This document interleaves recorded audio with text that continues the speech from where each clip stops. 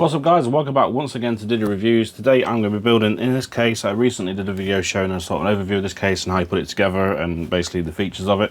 Today I'm going to be building it. It's a Lazer3d LZX-8 mini-itx case, and it's an absolutely awesome case. I can't wait to build in it. So we're going to do a sort of budget sort of ITX build in this today, and we'll show you how that comes together, and I'll do some benchmarking and things at the end to show you how it performs. So let's get into it and get it built.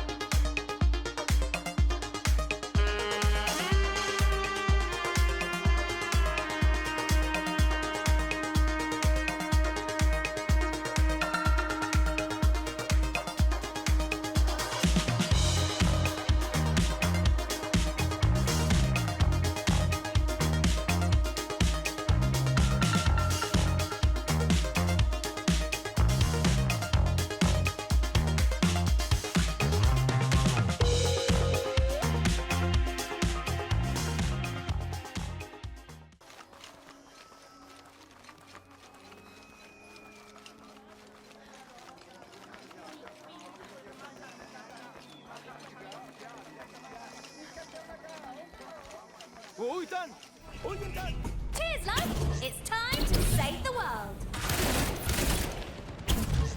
Feeling fortified. Let's check in.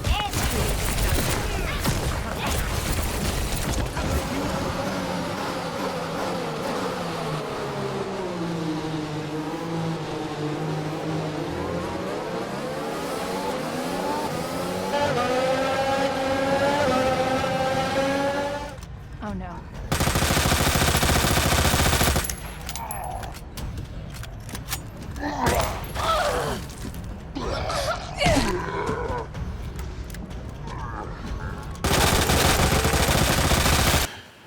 Right, so there we have the build in the Lazer3d LZX-8, and I think you'll agree with me, it looks absolutely amazing.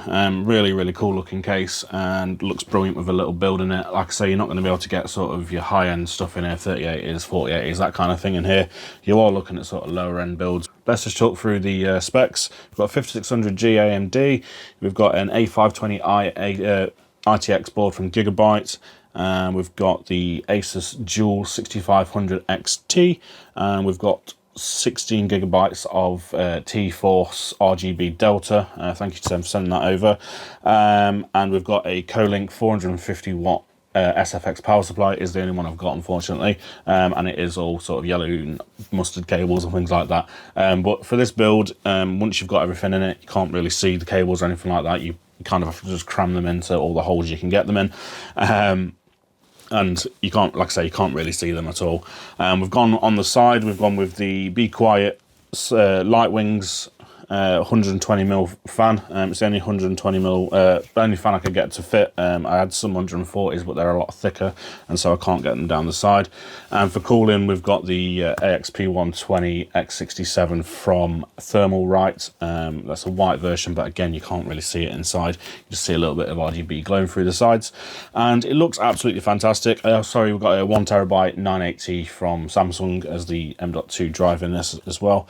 And obviously, I've shown you a bit of the gaming performance of it. It isn't, like I say, it is just using a 6500 XT, so it's not going to be the highest performing gaming, but it is brilliant for just a little bit of casual gaming. As you can see with Resident Evil, it was pushing over 100 FPS.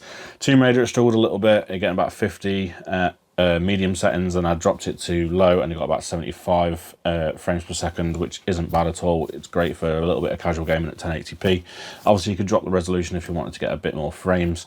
Overwatch, no problem whatsoever. Well over 100 frames per second, pretty much throughout the test in there, and that was also on Ultra as well, because that's what it just set it to.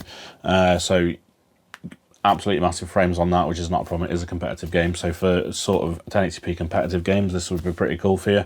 I did do CSGO, but I couldn't get it to show the frames per second for some reason, but yeah, it was running absolutely perfectly fine. And lastly, I did F1, which F1 2021, that's what I've got installed on this system at the moment, and yeah, over 100 frames per second at medium settings again, no problems whatsoever. So for some casual gaming, obviously if you want to put like emulator stuff on this, as long as you're in the games. For like emulator games and stuff like this, absolutely perfect. Stick it under your telly, plug some controllers into it, and away you go. You've got an emulator, all the consoles you want, things like that. Like I say, again, for sort of competitive gaming at 1080p, low to medium settings, going to be absolutely perfect. And like I said before, I think you agree with me, it looks absolutely epic. It looks really nice. This walnut finish on the front really sets it off, and I really like the dark frosted transparent sides on the side as well. So that's it, guys. I hope you enjoyed this video. I hope you like this build. If you do, leave me some comments, leave me a like. If you haven't subscribed already, don't forget to subscribe. If you didn't like it, then obviously dislike it, that's not a problem. And let me know your thoughts on this case, let me know what you think about it and this build. I've got some more videos coming very, very soon, so make sure you stay tuned for those. And I'll see you guys in the next video. Thank you for watching, and goodbye.